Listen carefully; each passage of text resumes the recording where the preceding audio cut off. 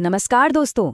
आज के इस एक्सप्लेनर में हम एक बहुत ही दिलचस्प और असल जिंदगी की स्थिति पर बात करने वाले हैं। जरा सोचिए, बड़े पैमाने पर जनगणना का काम चल रहा है, डेटा इकट्ठा किया जा रहा है और तभी सामने आता है एक ऐसा घर जिस पर ताला लटक रहा है। इसे हम नाम देते हैं भवन नंबर 70। अब किसी बंद घर को देखकर बस ऐसे ही आगे तो नहीं बढ़ सकते ना। इस चुनौती को बिल्कुल सटीक और व्यवस्थित तरीके से कैसे सुलझाना है, यही हमारी आज की चर्चा का मुख्य विषय है। तो चलिए सीधे इस पहेली की गहराई में उतरते हैं। मुख्य सवाल आखिर यही है कि यदि भवन नंबर 70 बंद मिलता है तो अगला कदम क्या होना चाहिए। फील्ड में काम करते वक्त ऐसे बंद घर मिलना बहुत ही आम बात है, लेकिन ये कोई ऐसा मामला नहीं है जिसे बस अंदाजे या तुक्के से सुलझा लिया जाए। इसके लिए एक बहुत ही स्पष्ट और सख्त नियम पुस्तिका बनाई गई है। इस पूरी प्रक्रिया को आसानी से समझने के लिए 5 स्पष्ट चरणों में बांटा गया है। पहला है पुनः भ्रमण, दूसरा पड़ोसियों से पूछताछ, तीसरा एचएलओ ऐप को अपडेट करना, चौथा पर्यवेक्षक को सूचना देना और पांचवा सबसे जरूरी गलतियों से बचाव। यही 5 बिंदु आज के हमारे इस सफर का नक्शा तय करेंगे। तो बढ़ते हैं हमारे पहले चरण की तरफ, जो है पुनः भ्रमण का नियम। और इस मामले में यकीन मानिए समय ही सब कुछ है। अब ये पुनः भ्रमण यानी दोबारा विजिट करना कैसे है? देखिए, नियम ये कहता है कि कम से कम 2 से 3 बार अलग अलग समय पर घर जाना बहुत ज़रूरी है। जैसे एक बार सुबह चले गए, फिर दोपहर में या फिर शाम के वक्त।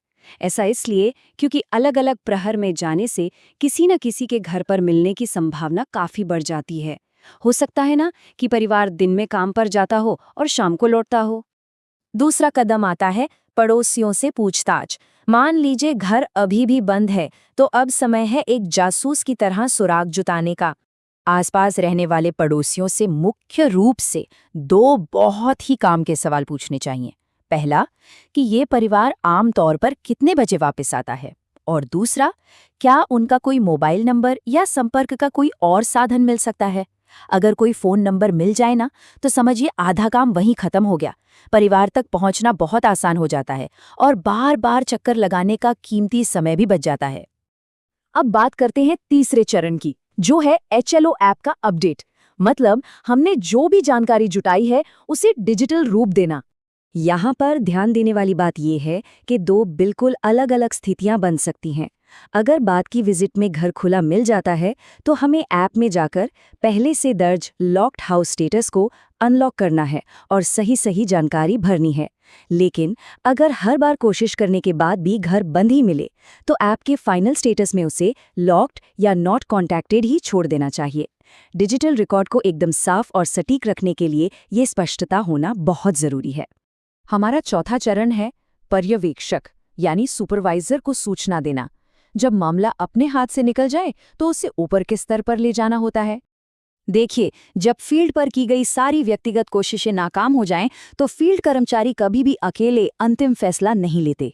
इसका एक तय सिलसिला है। सबसे पहले अपने सुपरवाइजर या चार्ज ऑफिसर को पूरी स्थिति की बारीकी से जानकारी देनी होती है।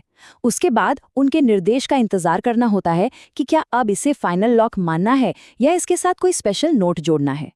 इस तरह से अंतिम फैसले की जिम्मेदारी सही हाथों में सौंप दी जाती है। और अब आते हैं 5वें और अंतिम चरण पर, गलतियों से सख्त बचाव। इसे पूरी जनगणना का सुनहरा नियम भी कह सकते हैं। तो सबसे अहम बिंदु ये है, बिना पक्की जानकारी के किसी भी व्यक्ति का डेटा सिर्फ अनुमान लगाकर या तुक्का मारकर बिल्कुल न भरे। कई बार ऐसा होता है कि काम जल्दी निपटाने के दबाव में अंदाजा लगाने की भूल हो जाती है, पर ऐसा करना पूरी तरह से वर्जित है। एक छोटा सा गलत अनुमान न बाद में पूरी मेहनत और डेटा की प्रामाणिकता पर पानी फेर सकता है। यहाँ पर फॉलोअप का असली मतलब समझना बहुत जरूरी है। किसी घर को बंद दर्ज कर देना कोई हार या विफलता नहीं है, बल्कि ये एक बहुत ही सख्त प्रक्रिया है जिससे यह साबित होता है कि पूरी कोशिश की गई थी। अंतिम रिपोर्ट में यह शीशे की तरह साफ होना चाहिए कि घर को ऐसे ही लावारिस नहीं छोड़ा गया, बल्कि वहां पहुंचने के पूरे प्रामाणिक प्रयास किए गए थे।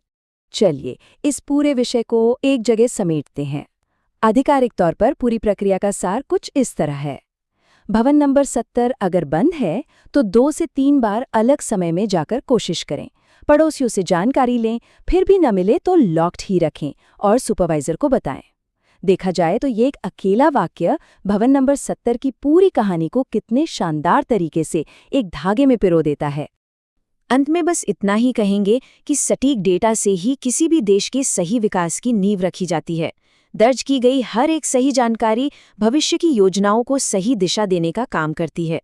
तो सवाल ये है कि क्या हम सब अपनी इस बड़ी जिम्मेदारी को निभाने के लिए पूरी तरह से तैयार हैं? आज के इस एक्सप्लेनर से ये बिल्कुल स्पष्ट हो जाता है कि सही प्रक्रिया का पालन करके हम कितनी बड़ी और सकारात्मक भूमिका निभा सकते हैं। इसी महत्वपूर्ण विचार के साथ आज के इस सफर को यहीं रोकते हैं।